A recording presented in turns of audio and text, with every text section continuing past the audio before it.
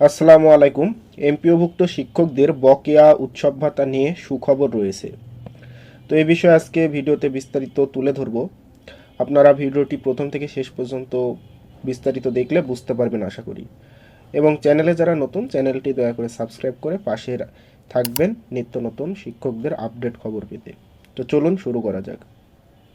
এমপিওভুক্ত school কলেজের শিক্ষকদের তথ্য ভুলের কারণে বকেয়া বেতন ও উৎসব ভাতা পরিশোধের জন্য প্রতিষ্ঠান প্রধানদের বিল সাবমিট অপশন চালু রয়েছে। 2024 খ্রিস্টাব্দের ডিসেম্বর থেকে 2025 খ্রিস্টাব্দের জুলাই পর্যন্ত এমপিওর বকেয়া বিল দ্রুত সাবমিট করার জন্য সংশ্লিষ্ট সব শিক্ষা প্রতিষ্ঠানের প্রধানদের বলা হয়।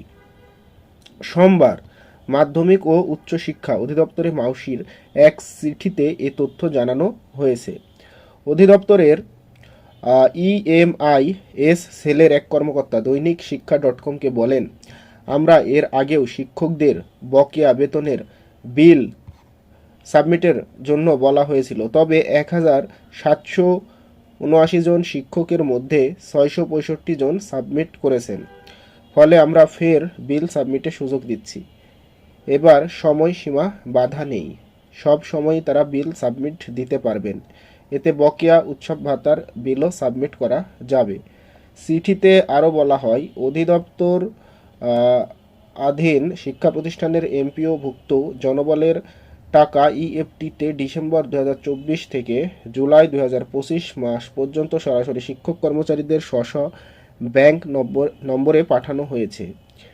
ইএফটিতে শিক্ষক কর্মচারীদের অর্থ পাঠানোর জন্য প্রতিষ্ঠান প্রধানের মাধ্যমে তার প্রতিষ্ঠানের এমপিওভুক্ত সব জনবলের এনআইডি ও ব্যাংকের তথ্যসহ প্রয়োজনীয় তথ্য সংগ্রহ করা হয়।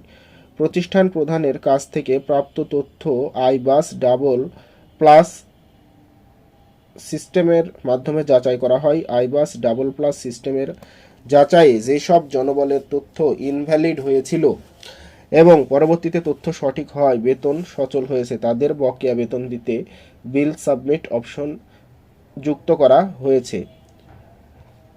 যে সমস্ত প্রতিষ্ঠানে শিক্ষক কর্মচারীরা সব মাসের বিল বা উৎসব ভাতা বকেয়া আছে, সেই প্রতিষ্ঠান প্রধান তার প্রতিষ্ঠানের এমপিও সংক্রান্ত কাজের জন্য ব্যবহৃত আইডি এবং পাসওয়ার্ডের মাধ্যমে ইএমআইএস সিস্টেমের এমপিও ইএফটি মডিউলে লগ ইন করে বিল সাবমিট অপশন থেকে সেই সব বকেয়া মাসের বিল আলাদাভাবে সাবমিট করবেন।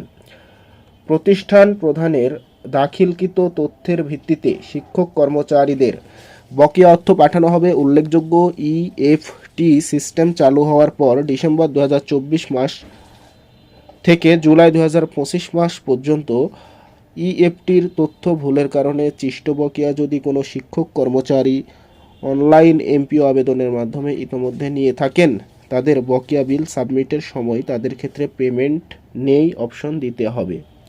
এক্ষেত্রে প্রতিষ্ঠানের বকেয়া পাওয়ার যোগ্য প্রত্যেক শিক্ষক কর্মচারীর জন্য আলাদাভাবে বিধি মোতাবেক প্রাপ্য এমপিওর অর্থ সঠিকভাবে নির্ধারণ করে বিল সাবমিট করবেন। প্রতিষ্ঠান প্রধান কর্তৃক দাখিল করা তথ্য অনুসারে এমপিওর তথ্য ইএফটিতে শিক্ষক কর্মচারীদের স্ব ব্যাংক হিসাব নম্বরে পাঠানো হবে। এখন প্রতিষ্ঠানের এমপিও তালিকায় থাকা শিক্ষক কর্মচারীদের মধ্যে কেউ মৃত্যুবরণ বা পদত্যাগ করলে প্রতিষ্ঠান প্রধান সংশ্লিষ্ট মাসে বিধি মোতাবেক তার প্রাপ্যতা নির্ধারণ করে বিল সাবমিট করবেন। এছাড়া সাময়িক বরখাস্ত, অনুমোদনহীন অনুপস্থিত, স্টপ পেমেন্ট, সনদ জালিয়াতি বা অন্য কোনো কারণে বিধি মোতাবেক কোনো শিক্ষক কর্মচারী আংশিক বা সম্পূর্ণ বেতন কর্তন বন্ধ করার প্রয়োজন হলে প্রতিষ্ঠান প্রধান বিল সাবমিট অপশনে তা উল্লেখ করবেন। শিক্ষক কর্মচারীর এমপিও এর অর্থ ইএফটিতে পাঠানোর ক্ষেত্রে প্রতিষ্ঠান প্রধানের দাখিলকৃত তথ্যই চূড়ান্ত হিসেবে বিবেচিত হবে।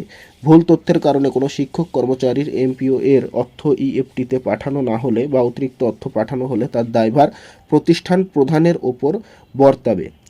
আশা করি আপনারা বুঝতে পেরেছেন। খুবই আপডেট গুরুত্বপূর্ণ তথ্য ছিল আজকে।